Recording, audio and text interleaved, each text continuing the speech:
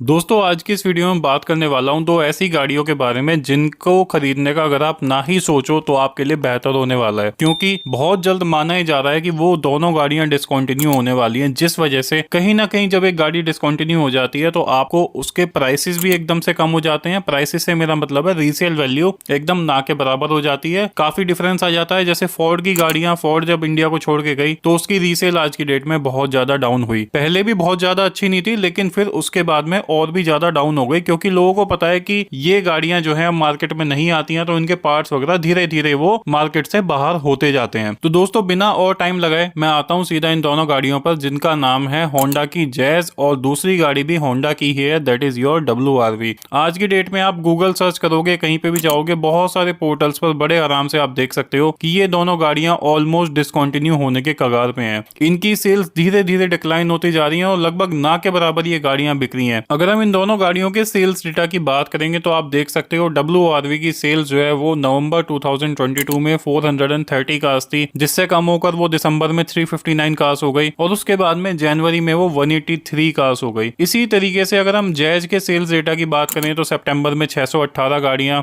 अक्टूबर में 197 कार्स, नवंबर में 20, दिसंबर में 3, जनवरी में 0, ना के बराबर लगभग ये गाड़ियां बिक रही हैं। और मतलब इसका सबसे बड़ा रीजन यही है कि होंडा पिछले काफी टाइम से ना इन गाड़ियों में कोई फेसलिफ्ट लॉन्च किया है, ना ही इन गाड़ियों में कोई इंप्रूवमेंट्स किए हैं। जैसी ये गाड़ियां लॉन्च हुई थी ऑलमोस्ट वैसी ही आज की डेट में भी ये अवेलेबल हैं। इसके साथ साथ अगर मैं होंडा की ओवरऑल सेल्स की बात करूं तो आप देख सकते हो फरवरी 2022 में जहां 7187 कार्स बिकी थी, वहां इस बार फरवरी में 6086 कार्स बिकी हैं। 1000 से ज्यादा का डिफरेंस है गाड़ियों के सेल्स में, और इसकी वजह से ग्रोथ में भी फर्क आता है। मतलब कंपनी जो है धीरे धीरे वो नीचे की तरफ ही जा रही है। अगर मैं एक बार को ये देखूं कि इन दोनों गाड़ियों के अंदर हमें क्या देखने को मिल जाता है, क्या वेरिएंट आते हैं, क्या इंजन आते हैं, तो आप देख सकते हो अपने स्क्रीन पर WRV में हमें 4 वेरिएंट देखने को मिलते हैं, 2 पेट्रोल में, 2 डीजल में। 10.5 लाख रुपए से ये गाड़ी शुरू होती है और 14,54,000 रुपए तक जाती है। आज की डेट में कोई इतनी महंगी गाड़ी लेकर जिसमें कि इतनी ना स्पेसिफिक डायमेंशंस हैं, ना उसकी प्रॉपर एक SUV फील है, आज की डेट में इतने बजट में बहुत अच्छी अच्छी पावरफुल SUVs जैसे XUV 300, ग्रैंड विटारा पेट्रोल में माइल्ड हाइब्रिड के साथ में ब्रीजा हो गई, और उसके साथ साथ इस रेंज में आपकी क्रेटा सेल्टॉस भी टच हो जाती है। तो इन गाड़ियों को लेना लगभग कोई बिल्कुल भी पसंद नहीं करेगा अंटिल अनलेस उसने ठान लिया कि उसको होंडा की ही गाड़ी लेनी है। होंडा की अगर मार्केट शेयर की बात करूं तो होंडा आज की डेट में सिर्फ 2 गाड़ियों पे टिका हुआ है। One of them is your Honda city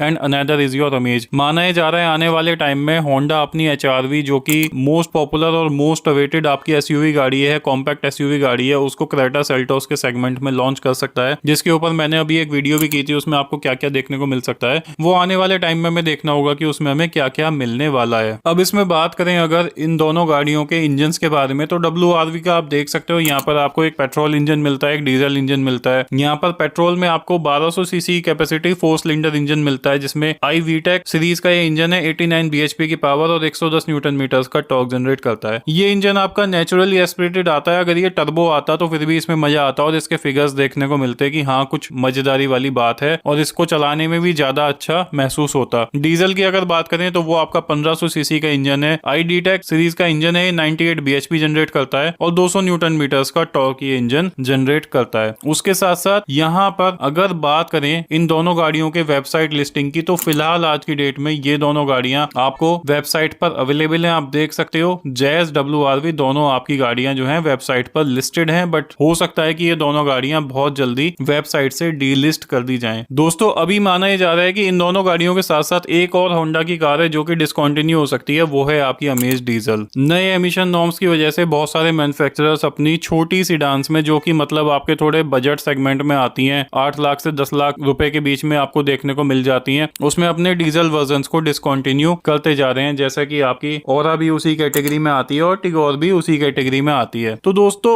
ये वीडियो बनाने का जो मकसद था वो ये था कि आपको ये बताना कि इन दोनों गाड़ियों को लेने में कोई भी फायदा नहीं है। अगर आप एक CVT कार प्लान कर रहे हो, जैसे कि आपको जैज में ऑटोमेटिक CVT गियरबॉक्स देखने को मिलता है, तो आप काइगर या फिर निसान मैग्नाइट की तरफ जा सकते हो, या फिर उससे अच्छे ऑप्शन आप i20 वगैरह की तरफ जा सकते हो, क्योंकि यहाँ पर भी आपको जैज का जो फॉर्म फैक्टर है वो आपको एज अ हैचबैक ही देखने को मिलता है। वहां पर आपको SUV जैसी कोई भी लुक एंड फील देखने को नहीं मिल जाती है। अगर इन दोनों गाड़ियों की डायमेंशंस को आप देखोगे तो आप स्क्रीन पर इस वक्त देख सकते हो इन दोनों गाड़ियों के डायमेंशन डायमेंशंस किस तरीके से हमें देखने को मिल जाती हैं। यहाँ पर अगर दोनों गाड़ियों के ग्राउंड क्लियरेंस की बात करें तो WRV चलो ठीक है, एक ठीक ठाक मतलब एडिक्वेट ग्राउंड क्लियरेंस रखता है, बट यहाँ पर अगर जैज की बात की जाए तो वहां पर आपको सिर्फ 165 mm की ग्राउंड क्लियरेंस देखने को मिलती है, जो कि इंडियन रोड की कंडीशन के हिसाब से काफी कम है। तो दोस्तों ये था सब कुछ इन दोनों गाड़ियों के बारे में। अगर आपके मन में कोई डाउट्स वगैरह हैं, कुछ क्वेरीज हैं, तो आप कमेंट सेक्शन में मेंशन कर सकते हैं। And if you are looking for a car like these then you have got a bunch of options available in the market today. आपके पास बहुत सारे ऑप्शंस हैं, so you can totally avoid these cars, but still if you like Honda, you love Honda and you like these cars, you can go for them. It's up to you. It's your decision. So दोस्तों, bye bye. Take care of yourself. Have a good day